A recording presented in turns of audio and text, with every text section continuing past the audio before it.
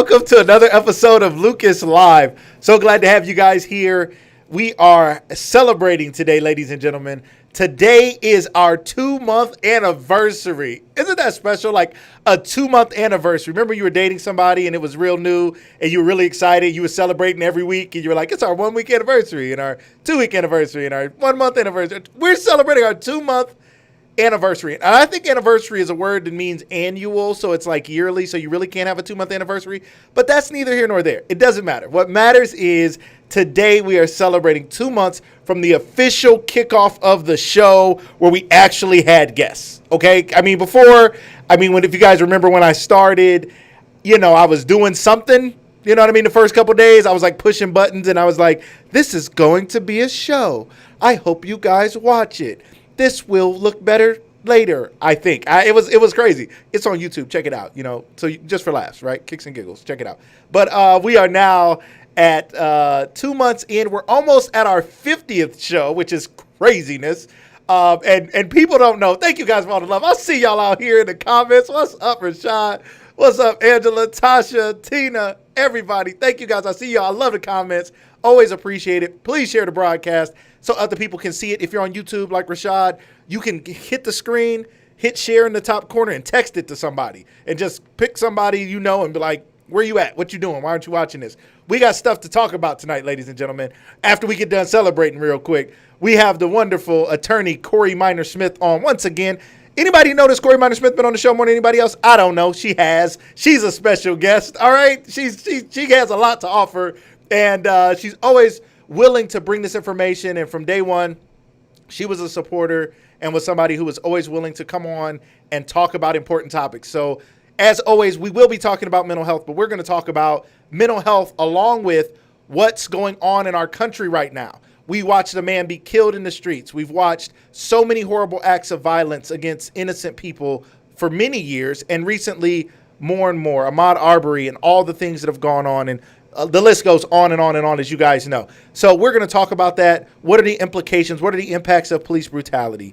What's going on when we see someone killed in the street and we watch that? What's happening when we see people getting tear gassed and shot with rubber bullets that weren't meant to shoot at people, but they're shooting people with rubber bullets? And what's going on? How is our mental health? How are our children doing?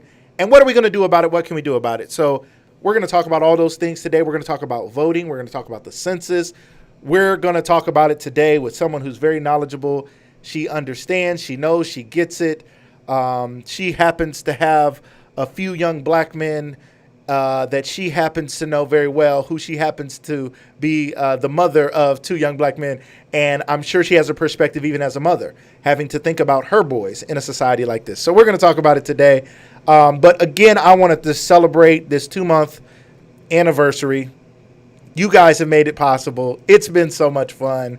You guys have seen how the show has grown. We started, like I said, it wasn't, it was what it was. But the key was starting. So I say this to somebody out there who is suffering from the paralysis of analysis. You are paralyzed by analyzing how you can make a perfect product. And I say to you, you need to create what I learned this term at a great company that I work for called SideTrain. Shout out to SideTrain. If you need leadership development, consulting, and training, check out SideTrain Ltd. SideTrain is a wonderful, wonderful company that I work for and just have so much love for. But we did something where we wanted to quickly deliver new concepts, new products. We needed to get things done for our customers, and we created something called an MVP. An MVP is a minimal viable product. Somebody today needs to create a minimal viable product. You don't need to wait for perfection. Nothing is perfect in the beginning. You need a minimal viable product. You need a prototype. Even if it's a show, I created a prototype of a show, and every day it got a little better. Shout out to Rashad. He was one of my very first guests coming on the show, and we worked it out, and it worked, and we made it through the first couple of days. And I was learning to push different buttons, and I'm still learning how to push different buttons and unmute mics and do all this crazy stuff. But create a minimal viable product for whatever it is. If somebody has an idea out there, I'd love for you to shout it out. I promise I'm not going to steal your idea. Maybe other people will. I don't know. I'm not going to steal it. But you need to create a prototype. You need to create a minimal viable product. You want to write a book? Create a minimal viable product. Start writing the book. Create an outline. Write a couple pages for each chapter. I don't know. Start something. Stop waiting until you're ready. You will never be ready. Okay? Ready, set, go. Just go. Skip to the go and get started and do something great today. Stop waiting. Go live. That's just such a... That just sits in my mind all the time. Go live. And then maybe you literally want to go live and do a show or something. Go live and do a show. But maybe it's something else where you just need to go live. Or the word is spelled the same. You need to go live. You need to go live because you're not living because you're paralyzed by the perception that other people have of you or what will other people say about you. And I made a post yesterday that said, when you start to find yourself, other people will swear you're lost. That's what happens. When you start to find yourself, you become a different person. You start to shift. You start to change. Your mindset changes. But when you start to find yourself, other people are like, who do you think what are you doing? Which way you going? What is this new thing you talking about? You trying to start a business. You barely got you can't handle your regular business. You barely pay your bills. What you talking about? And you're like, I'm starting a business so I can't pay my bills. You better leave me alone. And we got to surround ourselves with people who are supportive and who believe in us, who believe in our dream, who believe in the possibilities. So skip the ready, set, and just go today. Stop making excuses and get yourself some good people around you who will be your accountability partners. We need accountability. Somebody lied to you and said that we have great willpower, right? They're like, you just need enough willpower to get it done. That is not human nature. Your brain is not set on hard work. Your brain is set on chill. What do you like doing more than anything else? Anybody else? Is there anybody out there who's like, I really, really, really love hard work? Anybody like, I really love to be stressed out. Like if you could just stress me out, that's where I like to stay, right about at high level stress. Nobody feels like that. Anybody like, I like to do back-breaking work. Like when I get done working in a day, I want to not be able to walk. That's what makes me feel good. I don't know a lot of people like that. Our human nature, we're like cats. Cats like to lay around. We are lazy by nature. That's how we are. So we have to get education, motivation, liberation, like we do on this show. We have to learn what we need to know to get to do what we need to do. We need the motivation just to get started and get going. And we need to be liberated as in set free to fly. Ladies and gentlemen, I hope somebody today will be set free as we get into today's topic, into today's show, as we're celebrating 2 months of Lucas Live. All possible because of you guys. Thank you guys to the livest audience anywhere. Livest audience since 106 in Park. I mean, I don't know if y'all remember 106 in Park, but they had a pretty live audience, I think, or something. That's what they used to say. But we got the livest audience since 106 in Park. The show went off, and now we stole the livest audience. So we got it going on here. Thank you guys for jumping on. Thank you guys for the shares. Please share the broadcast. Hubert Carpenter, thank you so much, my friend, for being here. Appreciate the love and support, my brother. Sharice Grantham, thank you. Lynette Beatty, shout out to Lynette. Thank you so much for all your help. Jesse Brown, my man, so glad to have you. So glad to see you. Always smiling, always laughing. That's my man, Jesse Brown. I thank you guys so much. So again, please share the broadcast, like it, love it. Let everybody know they don't want to miss today's topic. People are saying Black Lives Matter. People are talking about everything going on. Today is an important topic because we're getting into it a little bit deeper. I've shared my thoughts.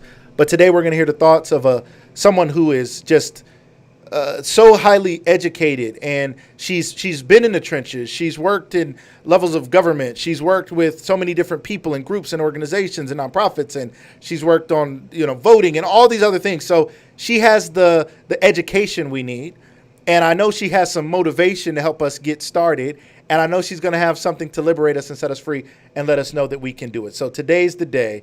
Thank you, guys. Damon, thank you for being here. Tasha, thank you for the love. You guys keep sharing your comments. I'll get to your comments as much as we can throughout the show. If you have a question, always put your questions in the comments, and let's get started. So without any further delay, I want to bring on our wonderful guest. She's an author. She's an attorney. I could list like 20 things. She's A+, right? You hear all those A's? Author, attorney. She's amazing. She's a triple A threat, and she's here today. Welcome to the show, Miss Corey Minor Smith. Welcome to the show. Good evening, Lucas. My pleasure to be here with you tonight. Thank Thank you for you. inviting me. I think this is my third This time. is third. See, don't be bragging now. Don't be stunting on everybody who's like, man, I ain't got back on yet, and he promised he was gonna have me on his show, and now you out here. This is just my third time. I just roll up on Well, set. I was the co-host. I was the co-host, Yeah, that right? was a When little we brought different. on Branson, that was a great show. Yes, Yes, that was a lot of fun, yes. and it was different, right? So, absolutely. So that was different. That was really cool. Thank you for the connect because you made that happen. You knew Branson.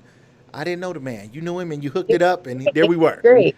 Yes. So, Another way to talk about mental health, which is something that's important, and we could talk about it on multiple shows because there are so many different aspects and so many different parts of our lives that can impact our mental health.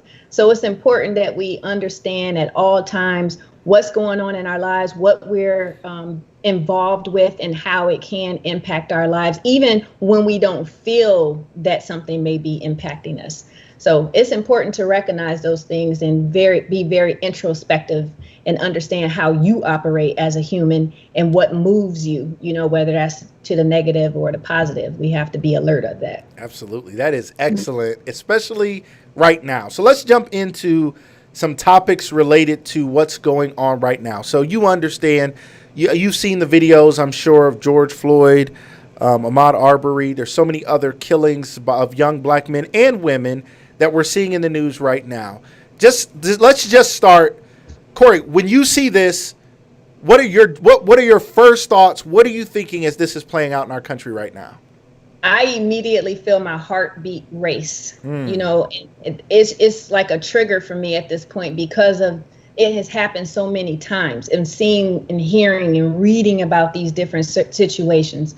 I remember I went to see Just Mercy, the movie that talks about the incarceration of many yes. black men unjustly or not given their full rights to trial, being incarcerated for years before they even go to trial. And I felt like my adrenaline rushing like at least an hour after watching the movie. I couldn't Mm, believe that I responded that way. wow. And knowing how I responded to that as well as other things, I have not been able to bring myself to watch Central Park 5 yet, Mm, because I know how I'm going to respond, and it will probably be worse than I think, yes. in regards to how I'll respond. Whether that's because I'm a mother of two black males, also have a stepson who is a black male, Mhm. and just the people that I work with, our youth in the community, and understanding and hearing their fears just from seeing these things on television or on social media. They are directly impacted, indirectly, if you will, through secondary trauma, because at any moment, many of them feel like it could be them. And Yes. there's nothing that they could do about it. As a parent, I would tell my sons, well, just behave, make sure you follow the rules. But as we have seen Mm, time and time again, you it's can not even follow enough.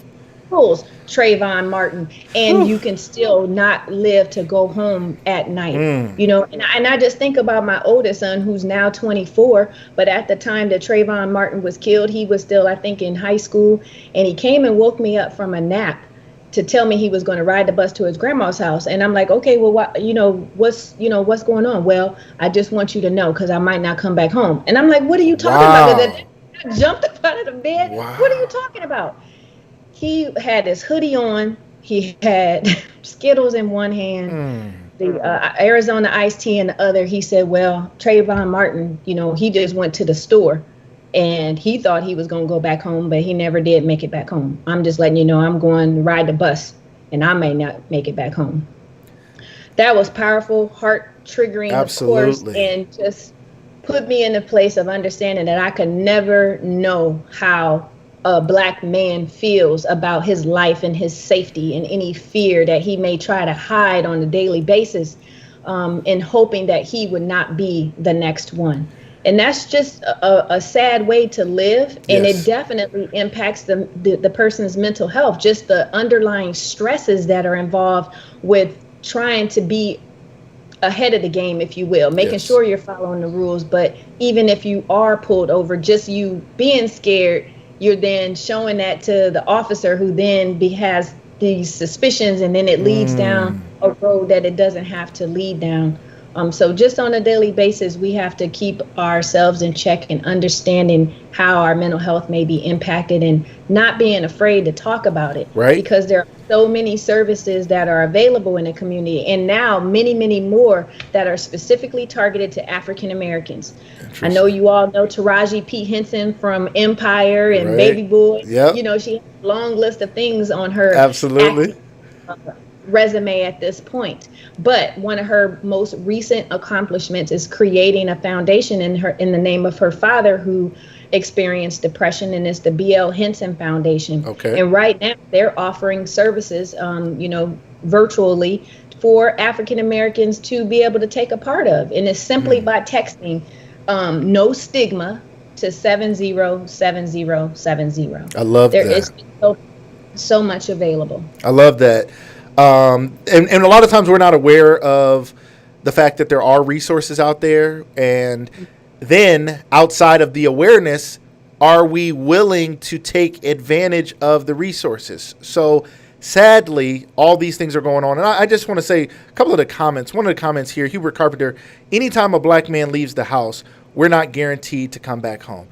That is one of the saddest realities. And the fact that your son came to you and said that, like, I'm not doing anything wrong except going out of my house, and even being in my house, there's no guarantees, but going out into that world, being a black man, people don't, I talk about this too. And my wife, we were talking about the other day, because she was like almost like, that's crazy. Like, people don't think about this. Like, literally, and I may have said this on the show before. I think one day, sadly, and this is I hope this doesn't happen to someone, but sadly, I could see this happening. When I'm walking through a parking lot, like I'm at Walmart, I'm at Target, I'm somewhere, and I have to walk through cars to get to my car or whatever, and I see a white family or a white person in the car, I try to go around them as much as I can, at the fear that I walk close enough to their car to where they'll say they thought I was threatening them, they thought I was going to try to steal their car, they pull a gun, they shoot me, and then it's their word versus my dead body, and they're like, that man was a threat, you don't know what he was about to do, he was banging on my window and threatening our lives, and we had to do what we had to do. So I can't go to a store, and it's been going on. I've been feeling like this. I can't go to a store without making sure who's in the cars around me, and let me make sure I'm extra careful about how I walk through cars, because a white family or a white man or white woman, anyone, might kill me and try to justify it. What is that doing to us as black men when we just can't go to Walmart, we just can't get on the bus, we just can't leave our house without worrying that we may not come home? It's like you're on heightened alert at all times, operating on a sense of tense stress at all times, and your own protection, and not even being able to fully protect yourself because you can't control the thoughts and reactions of other people. Right. But as we saw, who is now called the Central Park Karen, she weaponized race. Absolutely. She clearly knew what it meant to say an African American man. Yes. She continued to say it. She threatened him first that she was going to say it before she even made the call. Right. And then actually increase and elevate her voice as if she's being attacked. On the other end, you hear the dog barking like something, like the dog is in protection mode of his master. Right. But she created the situation, and she knew what she was creating. So you just take that 2020 event and apply that to situations throughout our history in this country, dating back to, let's say, 1619. We say it's been 4 years, right? Recently, we celebrated the 1619 Project with the New York Times, but people have been dealing with this since Africans were brought to this country, right, falsely accused. Then you have the situations where we were able to build our own communities, our own businesses, and you see them burned down by vigilantes who are jealous. Oklahoma, we just celebrated the 99th anniversary of Black Wall Street being burned down by white people who did not appreciate the success that blacks were having at that time in Tulsa, Oklahoma. But lo and behold, only 2 years later, Rosewood happened. The whole town being destroyed in Florida, in Rosewood, Florida.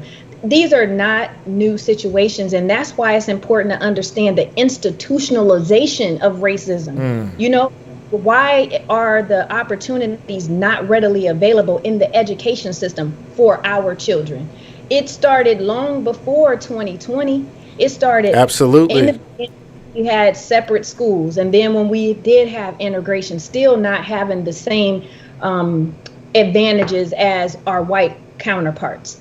Going into the workplace, there were efforts in the 70s and 80s and even into the 90s with affirmative action, but then that was looked at as negatively, as if we didn't Absolutely. have the skills and the resources and the talents Yep. to have those jobs. No, we're not saying give me the job and I'm not qualified. We're saying, yes, I am qualified and probably above being qualified, Right. and still don't have the same opportunities as Susie and Bob, whose dad and grandpa and great grandpa already in these companies, and they already have a golden path to whatever position that they want. All they need to do is graduate from college. Yep. Or you see the disparities in sentencing in the criminal justice system, even recently, since we're talking about education, where you had the actresses where there was clear evidence that they paid. This was Someone pled guilty.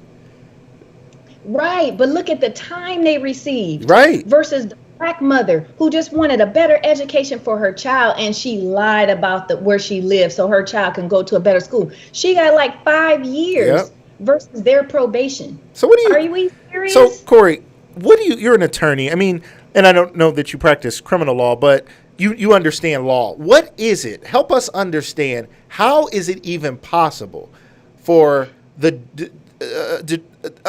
judges and the jury? How is it possible that people could have such a wide range, a wide gap in sentencing? Like, how is it even possible? How can you use a false address and get 5 to 6 years in prison, but you can cheat on SATs and ACTs and lie your way into college and skip the line with your money and you can only get months? How is that even possible in America? Well, guess what? The first thing is just starting off with what the person is charged with. And guess whose discretion that is? The prosecutor, right? Okay. It's the law director, the prosecutor, whoever is responsible for that office, whatever it's called, in whatever state or local governmental entity. It starts with the prosecutor. So, for example, with the police, investigations, they can bring the charges, but it's on the prosecutor to actually take the charges and pursue it in court. So you can have a situation where the police are gathering up the information, have the witnesses, provide it to the prosecutor. For example, Ahmaud Arbery, what happened? They knew about it. It was taken to the prosecutor. She refused to prosecute. It's the discretion that these individuals have. And then when it does get to a court with the judge and the jury, that's why it's important of who is in that jury box, right? You see the difference with Rodney King's case. 12 officers acquitted. Yes. And we had the video. We saw the video of him being beat down, for lack of a better phrase. Absolutely. That's what it was. Yeah. He was beat. Then you see OJ. People don't want to hear that, see that. But if you listen to those jurors that were in there, this was a race situation. And in some felt like it was payback. Yes. Y'all let those officers off in this Rodney King case. Here's OJ, black man accused of killing 2 white people. I'm not saying that it's right at all. But in the minds of some of those jurors, it was like, we are letting somebody off. Right. But where does that go? The people who are in that jury box, our people, we need to register to vote. Yes. You want to complain about. Let's talk about it. You need to be one of the people in that jury box, because those positions are the ones that are voting on what's going to happen in the sentencing. Corey. When it's the judge's discretion, that judge may have discretion on the sentencing. If it's going to be 5 years or 10 or somewhere in between, what factors are they looking at? The discretion is where there is too much room for racist or biased thoughts to be applied, and we would never know until you start seeing the studies and the research that are comparing these sentencings, whether it's for drugs or whatever the case may be, and the charges. The mother who falsified documents to get her child in one school, and these actresses who actually planned and coerced with another person. What were they charged with? Probably like lower level misdemeanors or lower level felonies, where the black woman was probably charged with the highest level felony. Right. And that's elevating how much time you might receive. Fascinating. Corey, first of all, your level of knowledge is fascinating. I to our audience, I hope you guys are taking this in and taking notes. This is where the conversation needs to go. I think we're doing a phenomenal job in this country of protesting, of starting to look at what actions we can take. And a lot of people are expressing their anger. And I think there's a lot of platforms, a lot of opportunity where we're all getting together, expressing their anger, myself included. But Corey, your insight and your experience is phenomenal to bring those pieces together. So let's talk a little bit. First of all, being on a jury, as you said, that I think about the times when I got a notice of jury duty and I was like, yeah, like I got to work. Like I can't go to jury duty. I got a jury duty. I'm like, but it is such an important civic. I never thought about it like that. Like I'm being honest right here. I hope they ain't watching me. I think I sent them the letter back that said, and I'm going to my, when I was working for a company, I'm like, can you write me a letter to get me out of this? Because, like I got to work. And I'm thinking my company's not going to be really cool with me missing a week. And I have responsibilities for that week. So I'm like, how can I be on jury duty? Like I don't have time. Like I just can't do it. But somebody needs to hear this. That the jury is created out of those jury duty notices. And if we find our way out of it or swear we got to work or whatever we do, or just don't respond, we're cheating someone potentially who could have had if a more diverse jury pool. In a more balanced viewpoints, yes. Right? So, we can complain that, the jury was all white. Okay. First of all, just because it's all white doesn't mean that all white people, Amen. Just the same as black, it doesn't mean that we all think alike, but we have different experiences and circumstances of which we have, been brought up, and we may have a broader understanding of certain aspects of life. And that's the value of having a diverse jury and a diverse jury pool, people to pull from. So if you're not registering to vote, then you are less likely to be pulled for jury duty. I don't know what the current status is right now of how names are pulled. My understanding previously, like from driver's license, when you're registering for your driver's license, as well as jury duty, that's how names are drawn for, not jury duty, the driver's license and voting, registering to. That's how names are drawn for jury duty. So if you're not registering to vote, your license is suspended and whatnot. You probably somebody that's needed, so make sure you register to vote. Wow. And while we at it, don't just register, go vote. If you moved, please check with the your board of elections. Yes. Yep, I get it. I only know because I had to do that. That happened to me recently. Yep. And make sure your current address, because if you get to the poll, you have a driver's license with your old address, and you going to your new polling location, you may not be able to vote because you're not registered under the correct address, and you may not be at the correct polling location. And we've seen and heard of all these different tactics that are involved with decreasing the likelihood for us to vote. Closing down the poll. Everybody knows they're supposed to go to such and such church to vote. Yep. You get there and it's closed down. They didn't change the location to 20 miles away, and you only have a half an hour to get there. You're going to be less likely to vote. But these are some of the tactics. So ask yourself, if all these strategies and tactics are being put in play for you not to vote, doesn't that mean that this is probably something serious that you need it's to valuable, vote? Right? Yes. Our people, and others, a lot of people have suffered, bled, and died for us to have the right to vote. And we should not take that in vain. We need to, as soon as you take your child with you so they can grow up learning and knowing the importance of voting. I've always taken my youngest son with me because I would be on my way, taking him to daycare and then going to work. Go vote. And then the only time that I miss voting is when I went into labor. How dare you? You couldn't have sent in an absentee ballot or something? What's wrong with you, Corey? That's when the absentee thing started being available. Okay. Now I hear they bring voting poll situations to the hospitals to be able to vote that way. But I was scheduled to be induced that morning, and lo and behold, I started having contractions and had to go even before I was scheduled to be induced. That's just a sidebar. I'm just trying to stress the importance of voting. I love it. And we need to understand that our votes do count. I hear that so many times. Yes. My vote don't count. Yes, it does. Right. Yes. What a lie. And here's the crazy thing. We get tricked by people who don't want us to vote to believe that our vote doesn't count. And I know we have a crazy system when it comes to electoral college, and that's super complicated. I know people are like, the last presidential election, and to be clear, and I want you to break this down a little bit, Corey, that there's not an election every 4 years. There's elections all the time, and a lot of people are waiting for the presidential election. And then by the time that comes around, because they haven't been actively voting, they don't know where their polling station is. They forgot they moved, all that stuff. So I want to talk about that. But it's like so often we don't realize that the people who don't want us to vote are the ones spreading the misinformation about the fact that your vote doesn't count and it doesn't matter. And, Hillary Clinton won the popular vote, but she didn't win the presidency. How does that happen? And it's crazy to me that it does happen in our country, and it is set up like that. But that does not mean your vote doesn't count. And as much marching and as much screaming and as much crying and as much shouting as we're doing right now, if we're not ready to vote, we're doing our country and ourselves a disservice, because we clearly see what's going on right now in the White House and the rhetoric coming out of there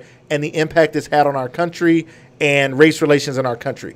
So talk to us a little bit more about that, about the fact that tell us a little bit more about voting and the fact that it's not just presidential elections that we need to be concerned about, and how when we get into that ballot box, how can we know more about it? Because half of us get into that ballot box and we're like, I only know the name that I saw on the sign the most, or I don't even know any of these people, and somebody's in there going eeny, meeny, miny, mo and messing everything up. Help us out. Yes. It is so important to be an informed voter. Yes. You don't need to just vote for somebody because you heard about them from, your friends or your neighbors. They may not be in line with your values and your beliefs. Right. You need to look at neutral information, non-biased, non-political information. I'm trying to say I forgot the term right now. Regards to the political affiliation. So organizations such as the League of Women Voters, they put out like a newspaper every time it's time to vote that gives you a breakdown, a description, a full summary of the issues that may be on the ballot at that time, or the candidates that are on the ballot at that time, so that you can read about them and then do a little bit more research on your own. If you have their full name, go look at some things. So, we have some very important decisions that this current administrative office, the current presidency, was able to do, was to sit somebody on the Supreme Court. As you all saw, if you followed, former President Barack Obama was stopped, hindered, because of all these different tactics and strategies from being able to put somebody on the Supreme Court. That is a lifetime position. That's not an elected position. That's a lifetime position. That is crazy. You have somebody that's being appointed to the Supreme Court whose values, whose beliefs, whose prior decisions in other courts that they have come up through in their career are different than yours. The decisions have caused situations that are preventing people from voting. The decisions have caused decisions or policies where people are not able to make choices in regards to their health care and their right to choose in regards to women's rights and reproductive rights. Right. You need to pay attention to those types of decisions, because it becomes the law of the land. The law of the land. Right. So let's talk about with the voting in particular. Ohio, the state of Ohio's voting system, the way we register to vote, and if you're going to still be considered a registered voter, went to the U.S. Supreme Court. And Ohio is now able to purge voters from the voting list. Wow. So you need to pay attention to your mail. If you're receiving these little postcards, I don't know what size they are. They might be this big. I don't know what size they are. But pay attention to your mail. I think they send out maybe 2 or 3. And if you don't respond, then they will consider you a non-voter and remove you from the list. It's a little bit more detailed than that, but essentially they're giving you your little notice. So if you're not paying attention to your mail and responding accordingly, providing your new address or whatever it can be, you can be purged from the voter list. So right now, it's June 8th, 2020. The election is around the corner, November 3rd, 2020. You think you're all set. I'm about to go to my poll location.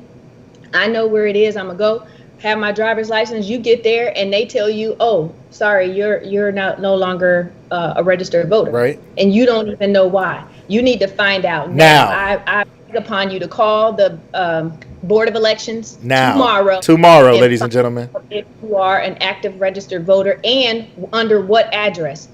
Because if you've moved recently, you need to go re-register under your new address. If your child is 17 and will be 18 by November, he or she needs to go register to vote so they can vote in November, on November 3rd.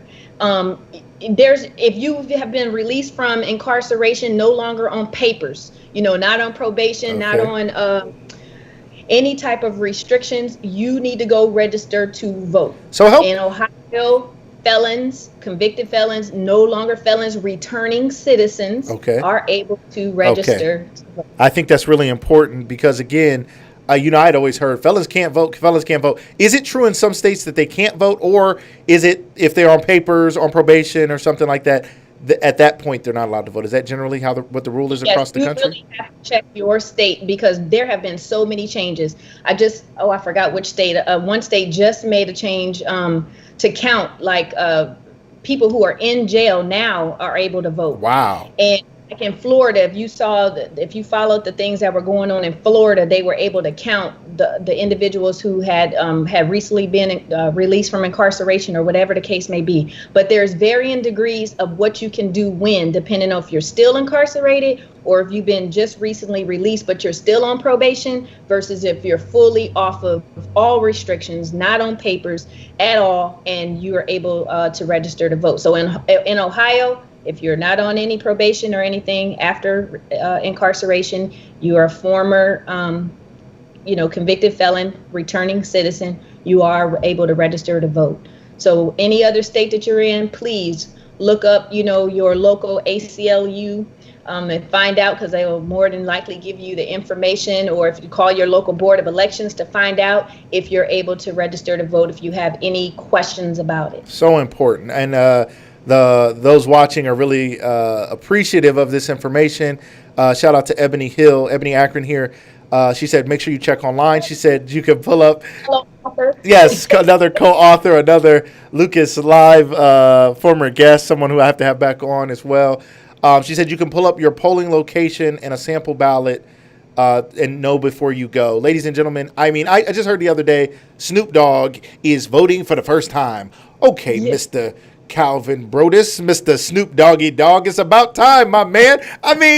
Come on. This is, I don't understand, Corey. What is going on? What is the problem? What is the stigma? Why are we always not taking advantage of the things we can take advantage of and then taking advantage of something else that's not even really the advantageous thing to do? What do you think the problem is in communities of color that stop us from even wanting to vote or taking pride in the fact that our family members, I haven't talked about ancestors like it was that long ago. It wasn't that long ago. Your grandma, your great grandfather might have been beat or died to go vote, and now you out here just playing games. You vote for American Idol, you vote for some junk on TV before you go vote for your local officials and your government and your president. Corey, why are people so hesitant oftentimes in black communities and communities of color? Misconceptions like the jury duty thing. They don't want to be on jury duty, so they won't go register to vote. Or just simply not believing that their vote matters. Yeah. What difference? They're going to do what they want to do anyway. Whatever's going to happen, going to happen. That nonsense. Yep, talking that nonsense. Something your drunk uncle said at the barbecue. That ain't right. He ain't right. Okay. But it is important, just like you said, the things we should take advantage of. The census. Yeah. It's time for the census. Yes. It is our communities that need the resources, and if we don't let them know the number of people in our households, the things that are needed in our area won't receive the resources and funding necessary to meet our needs. Mm-hmm. We need to complete the census. They make it so easy now. You could do it online now. And if you don't, please answer the door when they come to your door and fill out the information, because it's to help our communities. If you want to know more, go to the census.gov, census.gov, to find out more information. Make sure you fill out the information. It only happens every 10 years, and you need to be counted. Your being needs to be known about and counted. Your vote matters, so that needs to be counted. We have to understand the significance of the people that are getting in office. And if you don't vote, it doesn't mean that the person you don't want to be in office is not going to get there. Right. Look at the positions right now. Are those the people you wanted to see in office? And don't think because somebody is from your area or you think you know them that they're there for the interests that are in line with your values and beliefs. Right. Look the person up. Are they only coming around when it's time for an election, or are they involved all the time? And if they are involved, what are they involved with? You Right. know, we talked about the prosecutor's office. That's an elected position. Hmm. The law director, that's an elected position. The judges, these are elected positions. What's their track record? Right. What convictions are they Mm. pursuing?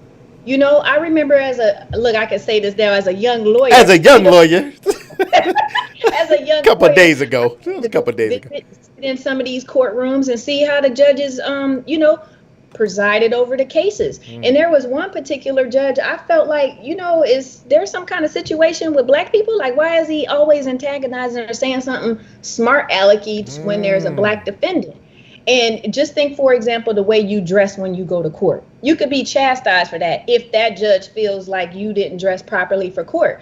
As I saw the young man, I was sure he knew he was looking nice. His shirt was all pressed, jeans was pressed. He was nice and neat. Right. The judge chastised it, and I'm like, to him, he is nice and That's neat. He as didn't good as he got. Right. all of this kind of thing.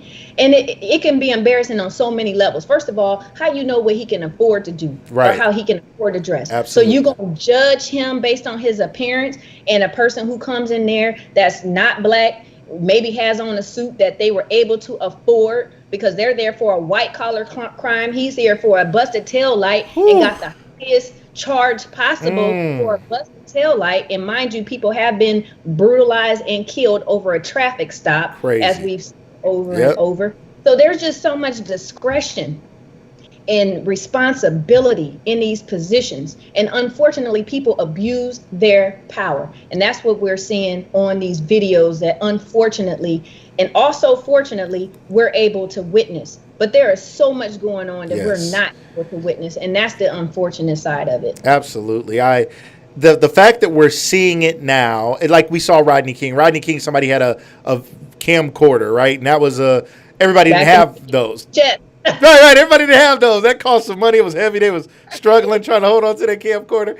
Cell phone. Right. Now we got cell phones. And they got body cams, which is fascinating that they're just now working to pass legislation in a lot of states that says you have to have your body cam on. Yes. Like, what's the point of having it if you're not going to have it on? The whole point is for safety and protection. And for the officer, if they were accused of doing something they didn't do, they'd have evidence. But if I'm doing stuff that I'm not supposed to do, why, certainly I'm going to leave my camera off. Why would I get myself in trouble, right? So can you speak to the mental health of officers? What are your thoughts on that? Now, being a police officer has to be a high-stress job, right? We can't take for granted it is not your everyday job. We've had many jobs, and we all know there's a level of stress that comes with working, business, even entrepreneurship. There's a level of stress. Being a police officer, knowing that you wear a vest because you might be shot at, knowing that you leave home hoping to come home, it is a high-stress job. However, somehow in the middle of all this, they're taking this to some crazy level, and oftentimes it's people of color. What do you think is going on with mental health in the police department and with police officers? Well, mental health is one thing in regards to the dangers that come with any particular job. In certain jobs, there's different hazards, right? And a person accepts those hazards as a potential risk in whatever you choose to do in your job. You know, if you work in an office, it may be, a copier crashing on your foot or severe paper cut, something like that. I'm being trivial, but at the same time. Don't get that severe paper cut. Those types of things versus, being a part of the military or where weapons are involved and you have to go undercover. If you're a police officer, you understand and know that there are certain types of risk. And of course, you're going to be safe and use all precautions as you should do.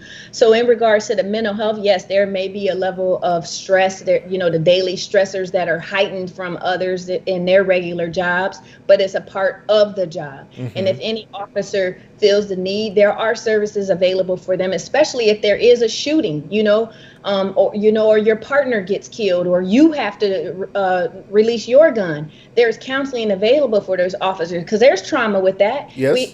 There's officers that save lives, and unfortunately, like if you all are around my age or remember the little baby girl Jessica that was stuck in the well, 87. I think it was the firefighters that got her out. That individual had ended up committing suicide. Wow. It can be traumatic, even when it's a joyous thing. He saved this child's life, but just the pressure and stress of it all eventually got to him, right? So in each thing that we're doing, we need to understand and acknowledge how we're feeling.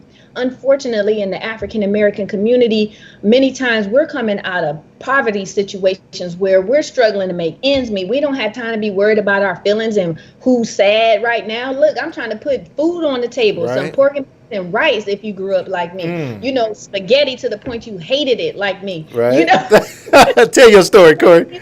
things that we need to understand, that is a part of why African Americans may not go to counseling, in addition to just feeling like that's a white people thing and we don't do that. You know, we Help need us to go with that, Corey.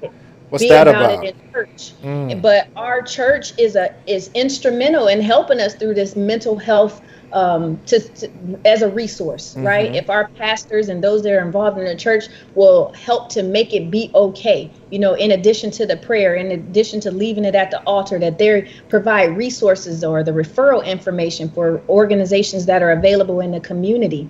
We just need to understand each and every day we deal with stressors in our lives. And now we are most anybody globally is on heightened alert. Yes. Not only with the pandemic, but now also this global protest, because it has become global at this point. Yep. Please make sure you understand and know how you're feeling, because with passion comes some pain. Ooh. We can fight hard in the social justice movements, but the resistance or just the stress of it all, or just feeling like the weight is on you to be out there and to be a part of it, you have to understand that that is a level of stress, and you have to learn how to manage any stress that comes in your life. The daily stressors layered on by some, you know, incidental things, layered on by things that's happening locally and now globally. Yes. And how we're able to manage that.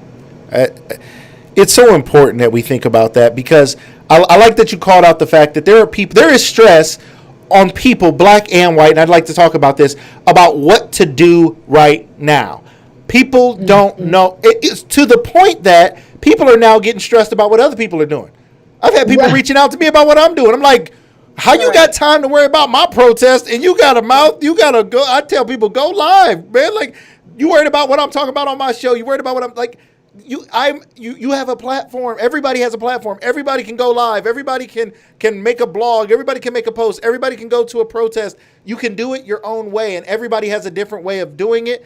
And sadly, some aren't doing anything because they don't know how. Some are afraid of being ostracized. Some have to deal with family dynamics. There's some good white people out there who are afraid to do what they want to do because they may lose their relationship. They may be put out of their homes. They may be, lose money that they would have received from a relative who now disowns them. And to me, it's like, well, isn't it worth it? I mean, you're standing up for somebody's life. Is a life worth money? But I don't know their stuff. I don't know their dynamics. So black and white, we are in this pressure cooker of we need to do something, but a lot of people don't know what to do. What are your thoughts on us balancing that and the stress of I have to be doing something to make a difference and maybe I don't know what to do? First of all, you can only do what you can do, right? There are people, this is not anything new. As I said, You're 16, right. 19, Yes. This is 2020.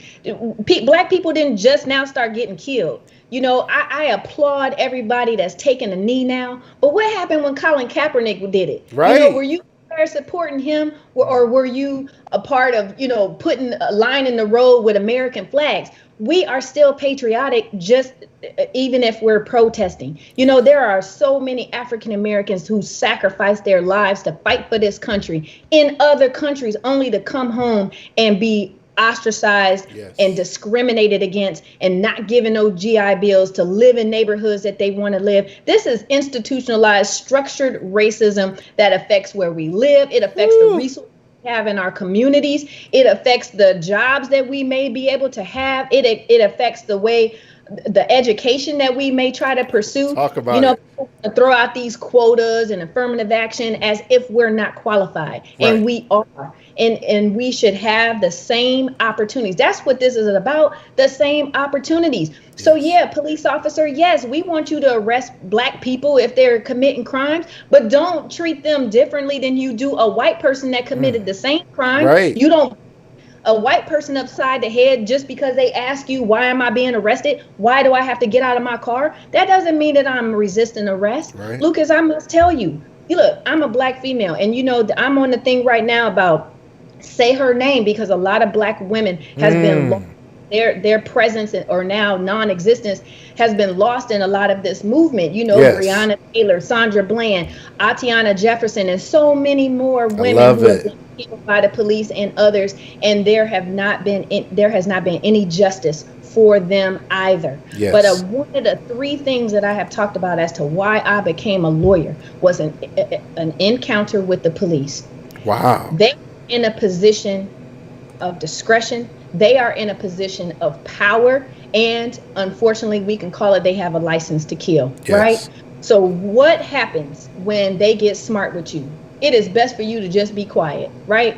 Many times that's what Black people have been taught as a child. Just do what they say. Right. But one of the three things, I was stopped coming out of project development in Canton and said my music was too loud. Now, the one officer, respectful, just told me, you know, turn the music down, which was fine. I didn't hear what he said.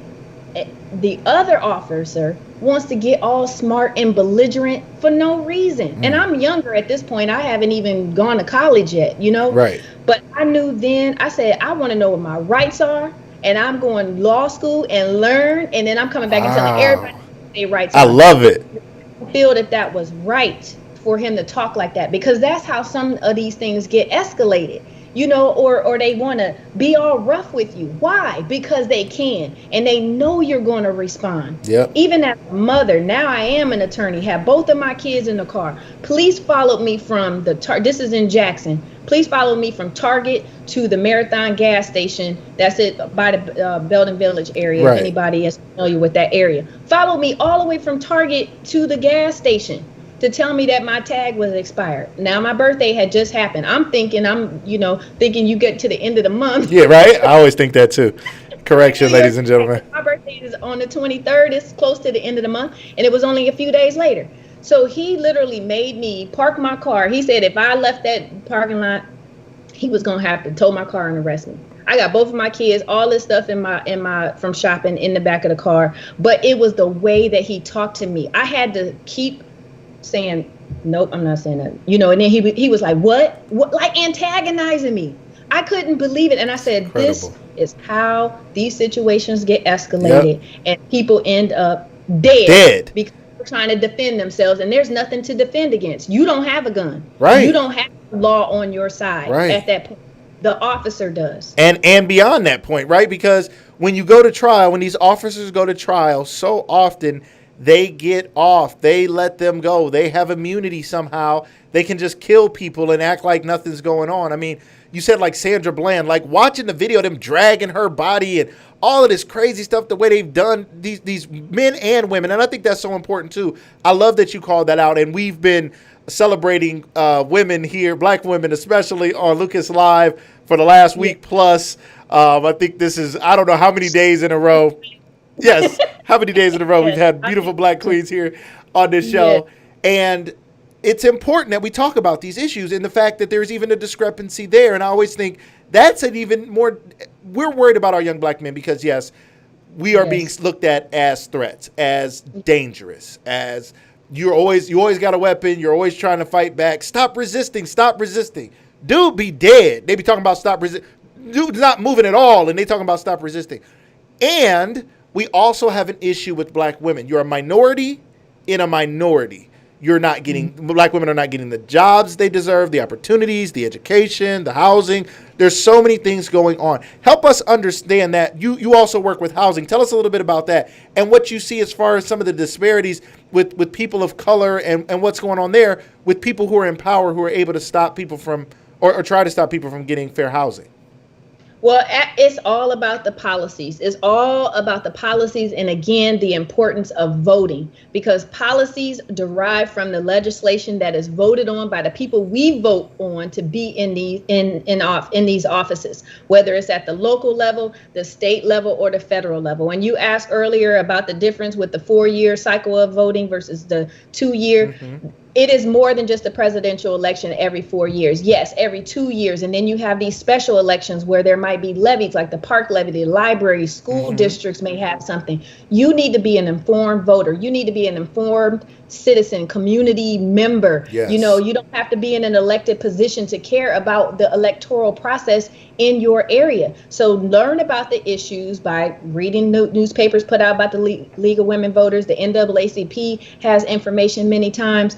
Research on your own. The levies, the people who are going to make these decisions ultimately. What would you like those decisions to be? And then even after you vote, it's not over. Call these legislators, right? Email them and let them know how you feel. Okay. Right here in Ohio, I think Akron already passed it to make racism a public health crisis. That's awesome. A lot of cities throughout the country are now putting that before their city councils or whatever the governing body is. And then maybe it'll go to the state. Maybe Ohio will be the first state to vote on this and have it to be a state law. But we need to understand how those things impact us on a daily basis. Yes. Another reason, Luke, as you indicated, asked why won't people register and vote? Why don't they see it? I said misconception, right? Yep. Not wanting to do jury duty, or just not understanding the bigger picture, how your vote could impact and make change. Yes. We need to do it. Just do it. Just do it. Just get your Nike on. I love it. Absolutely need it. I love it. Absolutely. Yes. Just get out there and do it. Yes. Yes. Yeah. And it can help change things like our criminal justice system, right? We don't want the disparities in the sentencing. We don't want the disparities, crack cocaine.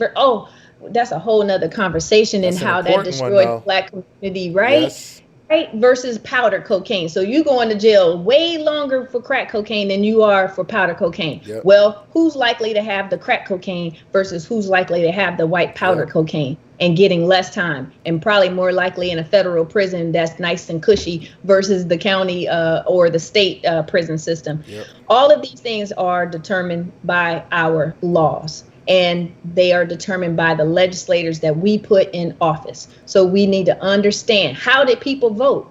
If you've been following the Breakfast Club and other outlets, and right. Lucas, your show, former Vice President Biden, he was chastised, and he has addressed it about the criminal reform bills from earlier years, where even Black legislators thought this was something that was benefiting to help our communities. Well, we see the disparate impact of it all because it's our communities who have been targeted, and again, having these sentences that are keeping people for life for small crimes. Right. Small crimes. And it doesn't make any sense. It's really sad. And I think it is important for us to be paying attention to what's going on and watching, not just getting caught up in the news about the biggest headlines, but paying attention to what's going on behind the scenes, watching things like and listening to things like the Breakfast Club. And shout out to the Breakfast Club. Super cool that you had an opportunity to go on such a big platform recently and talk about mental health. And they are constantly talking about issues. They've been talking about social issues and stuff before we're talking about it now, right?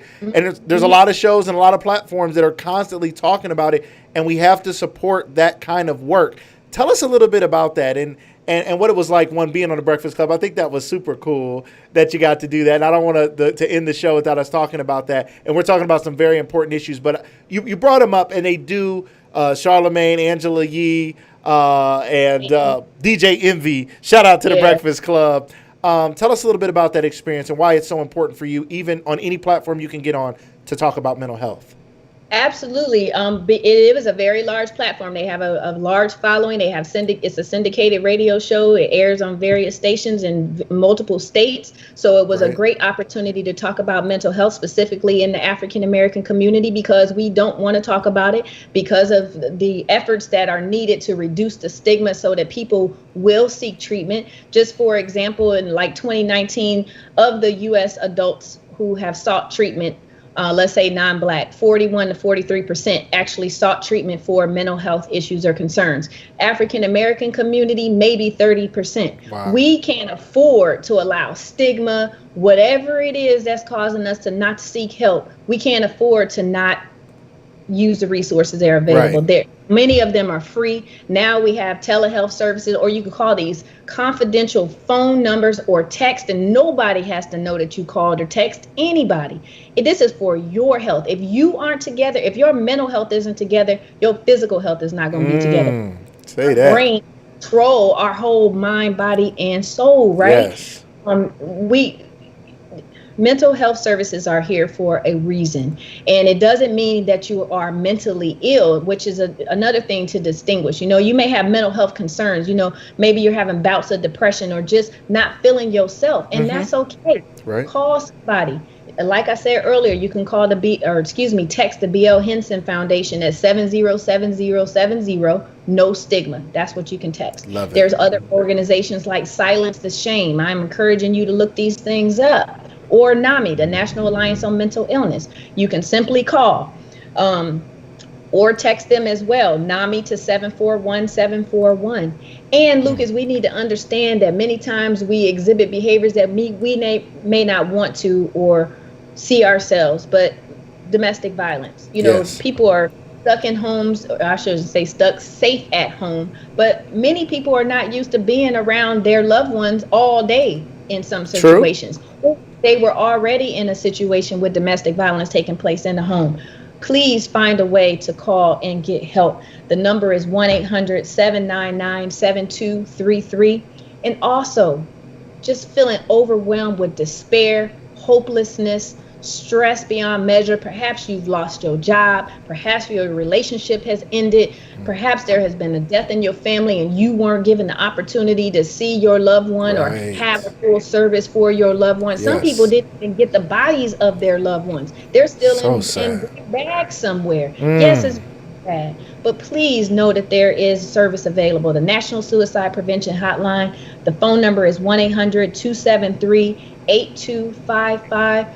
There are just so many resources, if only just to talk to someone. Yes. Right? When I was going through trying to understand and know, or just learning about my mother's mental illness, I didn't know that these resources were available. I'm trying to cut the path for people and get them directly to where they can go to get help versus floundering around or feeling like there's no service or anything that is available to help them. I'm letting you know that there is. Your mental health should be your top priority, along with your physical health. And again, you don't have to have a mental illness to care about your mental health. And we should know and understand we can't do everything. You asked earlier about whether we gonna protest or not. I have been involved in many protests over the years from junior high on, right? The Million Woman March. I was honored to be at the Million Woman Philadelphia. This was way before the most recent one. This was back when I was in college. But I'm saying there are so many things throughout the year. It is so unfortunate that we watched the death of a man right before our eyes that triggered this whole thing. It's great that everyone is collectively coming together to bring about change, but we need to understand and know this is historical. Yes. That's why it has been this is the tipping point, the explosion point. That's right. For African Americans, because we have been seeing this again and again and again, trauma, again and again, generational trauma, again and again and again. And is it so traumatic? Why? We're seeing people brutalized, horrifically dismembered, lynched, killed, and there has been no justice, no recourse, no consequence. So if you see that over and over and over again, yes, you will be that black man that leaves the house not knowing whether he's going to come back home. Yes. Because there's no consequence to harming you. That's true. No consequence to harming you. That has been the thought process through generations of African Americans. That's why we have rules that we tell our children to try to keep them safe when they're not in our presence. Yep. Behave. Don't talk loud. Don't gather with your friends. Make sure you put your hands, if they are driving age, put your hands on the dashboard until they give you permission to get your driver's license out. No quick, sudden moves. Yep. But as we see, even that may not help your loved one. So yes, that is very stressful. And please, even African American men, there are so many resources available. And people can go to CoreyEmpowers.com and to sign up to receive a resource sheet to give you information about the resources that are available, not just here in Canton or Ohio, because Lucas, we know you global now. Hey, we both trying to get out here. There are resources all over, like the World Health Organization, right? Recently heard that more and more during this pandemic. But even there, you can find resources available on the website in whatever area or country or in the United States that you are. there are resources available. So important, Corey. I'm not alone. Someone said in the comments they love hearing you speak. I do as well. It's just so rich and so well rooted and so well founded. A lot of people are talking. A lot of people out here holding court, out here talking about stuff they don't know anything about. Okay, everybody all of a sudden is an expert in diversity and issues of the black community and all of these things. All of a sudden, everybody knows everything, but they haven't been active all the time. And no disrespect, everybody got to pick it up somewhere. No judgment. Yeah, they got to start. They got to start somewhere. But it is powerful, the fact that this has been a fight you've been fighting. You said you've been doing protests since junior high, getting out there. When I lived in Houston, Texas, 6th grade, I remember it. Wow. I asked my teacher, when we going to learn about black people? Oh, we're going to learn at the end of the year because that's where it is in our textbook. We had to learn about Texas history. Well, guess what it was? It was slavery in Texas. So you mean to tell me I got to wait to the end of the school year to learn about black people when all it's going to be is slavery? No, I started a petition. Wow. You wasn't playing. You was going to be a lawyer. That was in your blood. Also, the cheerleaders, there was a cheerleading tryouts and whatever. No black girls made it. I started a petition. Wow. This is in junior high. You wasn't playing. You have to do things to whatever. I don't even know where I got the idea about doing a petition. But what I'm saying is, if you want to bring about change, you got to take action to do it. I'm asking you to think about what makes you passionate. Look at my Instagram post from last night. There is this little girl. I think I read somewhere that she was 7 years old, and she like leading the protest. No justice. No. She was so into it. And you could just see the expression in her face. But it was the passion. Yes. So I ask you, Lucas, your audience, what are you passionate about? Yes. What brings you fulfillment in sharing with others? Your show, In Memory of Your Mother. Yes. You are feeling fulfilled in sharing this with us, right? What leads you to be on fire for something? That's your passion. And guess what? Once you know what your passion is, you tap into it, and there are your gifts. Not just for you, but for you to share with other people. Yes. Share your gifts with other people. So I think I'm a lawyer for some reason, because I want to be able to research, find out information, and help other people. And right now, my focus is mental health, because I've lived it, with the experiences with my mother, is learned, lived experience. And I'm encouraging people to know about the organizations, National Alliance on Mental Illness, the Mental Health of America. If you feel like, you want to know more about your health, your status, your mental health grade, if you will, or assessment, you can do a free assessment right now on Mental Health America's website, mentalhealthamerica.org, and take an assessment.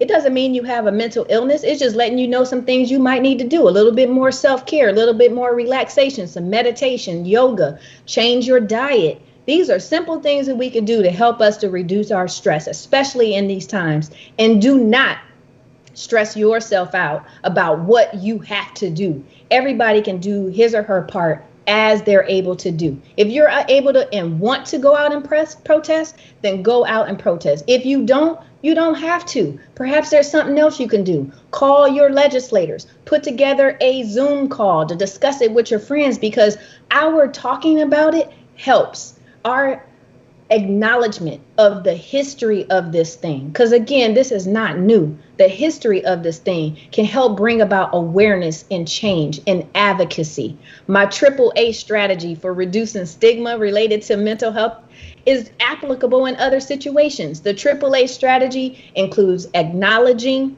accepting, and advocating. We need to acknowledge whatever the issue is. Acknowledge it, right? And then accept that issue and figure out how you can address the issue. And then once you are able to figure it out through your research, you're able to advocate. And that's what I'm encouraging you to do in this moment in time, with the global pandemic plus a global protest equals global change. Let's do our part and bring into fruition global change right now. Corey, phenomenal. You could not have ended the show more perfectly. I just applaud you. for your stance. I applaud you for what you brought to the table today. I thank you for blessing the Lucas Live audience today with so much insight and information. If you guys want to follow Corey, you guys check her out. Her IG is, her Instagram is at Corey Empowers, Facebook, Corey Minor Smith. Also, website, CoreyMinorSmith.com, correct? Yes. CoreyMinorSmith.com. I also want to share, Lucas, people to get more information. There's a great resource website, African American Policy Forum. Our very own Stark County, Canton Zone, Kimberly Crenshaw, attorney Kimberly Crenshaw. She is a scholar, and she started the foundation, the African American Policy Forum, that has been instrumental in Say Her Name movement. Right. We had a forum right here in Canton, in North Canton at Walsh University, and also in regards to acknowledging and bringing awareness about the disproportionate arrest and disciplinary actions of young Black girls. And we just need to understand there's such a big picture, and it's important for our white brothers and sisters to know that they don't have to be colorblind. That's not the thing to do. Right. You need to acknowledge, accept, appreciate, and value our color. Yes. Right. Don't make me colorless in order for you to accept me. Accept me as an African American woman. Ooh. What I am. And so I'm just encouraging you, go to African American Policy Forum for more information, learn about how you can be a part of the movement, however you choose to be a part of any of these things that are going on right now. Phenomenal information from Miss Attorney Corey Minor Smith. She was on The Breakfast Club with Charlamagne the God, DJ Envy, and Angela Yee. But she's been on Lucas Live. This is her third time, once as a co-host, second time as a guest. If you guys missed the first episode, go to my YouTube page, go to Lucas Live Media on Facebook, and watch that first episode, because in that episode, Corey told more of her story of what she dealt with her mother's mental illness and how she went to so many different schools, and she did not her life ain't been no crystal stair, I believe it was once said, right? And Amen. Corey's life was no crystal stair. It wasn't easy. The road to where she is today was not an easy road, but clearly she had a divine path and a divine purpose. She has a call to do something to make an impact, and she's acting in it. She's found her passion and her purpose, and she's trying to help others do the same. Check out her book, #Driven. It is available on Amazon and everywhere books are sold. Check out #Driven, an amazing book that goes into her story, gives us information, education, motivation, liberation through her story. Make sure you guys check that out. I've asked you guys here on the show to support our guests. Our guests don't come on like, get me on your show so people can start buying all my stuff. They come on to share more information. But I'm asking you guys, if these people are blessing your lives, if they're helping you in some way, support their work. Get their stuff. Go to their website. Buy a book. And we're talking about supporting Black businesses. Everybody, don't wait until they say today's the day, because that day you might not have your money right, okay? Today might be the day where you got your coins together, and today might be the day you need to go to CoreyMinorSmith.com. You need to go check her out. You need to go check out her social media handles, which are here on the screen for you. Follow her, connect with her, support her. Don't just reach out to her and say, Corey, I got 15 questions for you. Reach out to her and see, Corey, how can you help me? I keep asking you guys to do this as our audience. Don't just ask what our guests can do for you. I hope they've done something for you just by sharing their information. Now I'd ask that you guys find ways to give back to our guests, to support their work, and allow them to keep doing the great things that they're doing. And real quick in closing, yes. Lucas, don't forget the kids. Check out the kids. They need to have a voice in this. Seeing this thing as a child, you need to understand it's impacting them too. I know it's hard. I know you're tired. You've been at work all day. You're working 2 or 3 jobs. Got to pay the bills, food, light bill due. But understand and listen to your children. This is a book, Sometimes Mommy Gets Angry, helping kids understand mental illness. This is by B.B. Moore Campbell. You can go to my Instagram page and see these different books. But Black Pain, It Only Looks Like We're Not Hurting by Terry Williams. Excellent book. This just recently came out, The Unapologetic Guide to Black Mental Health by Dr. Rita Walker. Again, you can see these things on my Instagram, but these are books that help us to know and understand about mental illness, mental health, and just being prepared to help ourselves get through. Black Mental Health Matters by Aaron Snyder. These are all great resources, and you can find them on my Instagram page. This is real. This is here. Acknowledge, accept, advocate. Thank you, Lucas. Triple A. Let's go. Corey Minor-Smith, thank you so much again. Ladies and gentlemen, to the livest audience, you guys have been phenomenal. Now listen, ladies and gentlemen, I've been doing something special that I'm going to be letting you guys know about soon. Number one, some of our guests have been supporting us by giving things for giveaways. I'll be sharing more information about that. Also, we have a way that we're going to give some special content to some special supporters of the show. So I'm going to be giving you guys some information soon on how you can support this show and get some behind the scenes access. Corey and I are going to stay on. I didn't ask her yet, but she's going to find out. We're going to stay on the line here for a minute after the show, and I'm going to get some behind the scenes access and some more content and information, which I've had the pleasure of gathering from so many guests now. And you're going to have a chance to get access to that, to those great videos and the behind the scenes extra access. So stay tuned for that information. Please continue to support the show. Share this broadcast. Tell people about it. Text somebody when this goes off.